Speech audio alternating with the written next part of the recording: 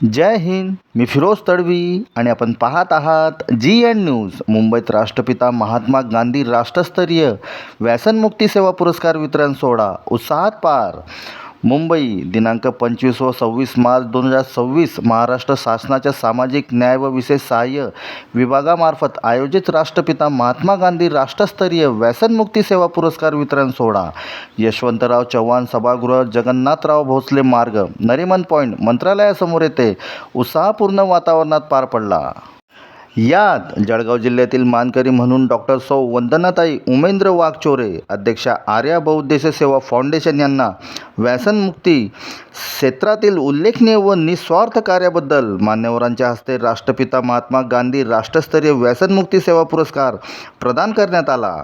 आर्या बहुउद्देशीय सेवा फाउंडेशन गेल्या 17 वर्ष व्यसनमुक्ती, जनजागृती आणि पुनर्वसन क्षेत्रात सातत्याने कार्यरत असून नवजीवन व्यसनमुक्ती केंद्र व हॉस्पिटलच्या माध्यमातून अनेक व्यसनाधीन व्यक्तींना नवजीवन देण्याचे कार्य करत आहे.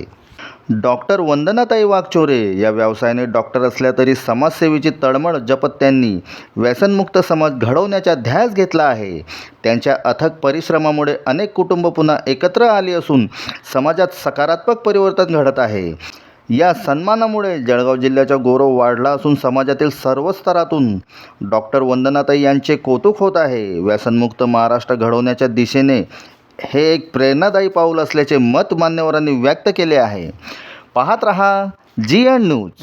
सन्माननीय व्यासपीठ सर, मी डॉक्टर वंदना उमेंद्र वाघचोरे भुसावळ येथे व्यसनमुक्ती केंद्र चालवते आणि 2020 सालामध्ये व्यसनमुक्ती केंद्र चालवण्यासाठी मी नवजीवन हॉस्पिटलची स्थापना केली. मी भुसावळ येथील सब डिस्ट्रिक्ट हॉस्पिटलमध्ये पण जेव्हा कार्य करत होते त्यावेळेस माझ्याकडे येणाऱ्या ओपीडीतून बरेचसे व्यसनी पेशंट्स माझ्याकडे येत होते आणि तेव्हा मी नवजीवन हॉस्पिटल चालवण्यासाठी काम सुरू केलं.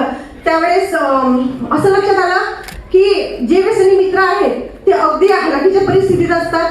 अशा परिस्थितीत ते ट्रीटमेंटसाठी माझ्याकडे येत होते. जर त्यांना घरामध्ये जेवणासाठी 2 वेळचं जेवण व्यवस्थित मिळू शकत नाही तर ते कशा पद्धतीने ट्रीटमेंट करतील. आणि व्यसनमुक्ती केंद्र चालवत असताना ही अतिशय एक अडचण आमच्या समोर होती. सर, खूप चांगल्या पद्धतीनं आपलं सरकार हे लाडकी बहीण योजना असू देत किंवा अत्यंत चांगल्या योजनांच्या माध्यमातून समाजापर्यंत त्या योजना पोहोचवत आहेत. पण मला ही व्यसनमुक्तीसाठीची जी ट्रीटमेंट आहे त्यासाठी कुठलीही योजना नाही किंवा शासनाच्या कोणत्याही योजनेमध्ये जशा मोठ्या ऑपरेशन होण्यासाठी शासनाच्या मेडिकलच्या काही योजना आहेत त्यामध्ये ज्या लोकांना खरोखर गरज आहे आणि ज्या लोकांना जर जेवणासाठी त्यांची परिस्थिती खराब आहे तर ते ट्रीटमेंटसाठी व्यसनमुक्तीचे पैसे कुठून आणतील.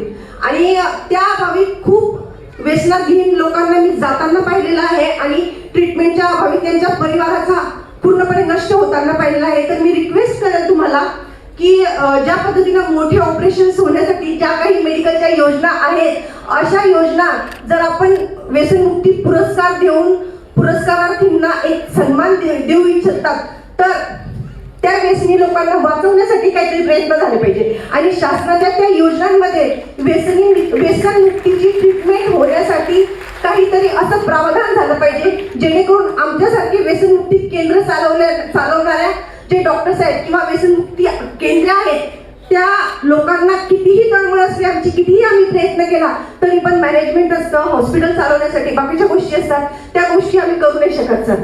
तर अगदी मी तळमळीने सर्वांच्या वतीने हे सांगू इच्छिते की जसे मोठे ऑपरेशन्स होतात त्याच पद्धतीनं व्यसनमुक्तीच्या ट्रीटमेंटचाही समावेश त्यामध्ये करावा. आणि हा व्यसनमुक्तीचा पुरस्कार खरोखर आमच्यासाठी एक खूप मोठा सन्मान आहे.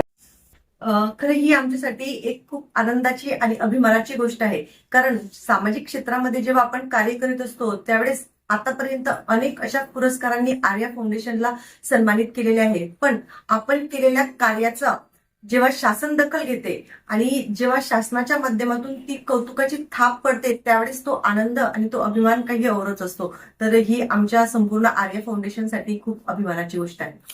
बघा, जेव्हा व्यसनमुक्ती क्षेत्रामध्ये एक महिला काम करते ती एक चॅलेंज असते आणि ती आमच्यासाठी पण एक आव्हान होतं की जेव्हा आम्ही व्यसनमुक्ती क्षेत्रामध्ये आमच्या महिलांचा ग्रुप घेऊन आम्ही या क्षेत्रामध्ये उतरलो. आणि पण मुख्य अडचण ही होती की जेव्हा काही व्यसनी मित्र आमच्याकडे ट्रीटमेंटसाठी येतात त्यावेळेस त्यांची परिस्थिती खूपच हालाकीची असते, खूपच परिस्थिती बेताची असते आणि अशा परिस्थितीमध्ये तेव्हा त्यांच्यावर ट्रीटमेंट केली जाते त्यावेळेस अनेक आव्हानं आणि अनेक परिस्थिती निर्माण होते की त्या परिस्थितीमध्ये खरं त्याचा जीव वाचवणं त्यावेळेस आम्हाला महत्वाचे असते. पण बेताची परिस्थिती असल्यामुळे काही आर्थिक कारणांच्या अभावी आम्ही ती ट्रीटमेंट करू शकत नाही आणि शासनापुढे हा मुद्दा मी मांडला आणि त्यांना हेच सांगण्याचा प्रयत्न केला की आतापर्यंत ज्या काही शासकीय योजना आहेत की त्या शासकीय योजनांच्या माध्यमातून ट्रीटमेंट केली जाते, खरं त्या योजनांमध्ये व्यसनमुक्तीची ट्रीटमेंट व्हावी असा समावेश आतापर्यंत केलेला नाहीये. तर जर अशा योजनांमध्ये जर आपण व्यसनमुक्तीची ट्रीटमेंट व्हावी हा समावेश जर केला तर कदाचित येणाऱ्या भविष्यात ज्या व्यसनांच्या विळख्यामध्ये असे व्यसनी मित्र अडकलेले आहेत त्यांचा जीव वाचवण्यासाठी आम्ही नक्कीच काहीतरी चांगले करू शकतो.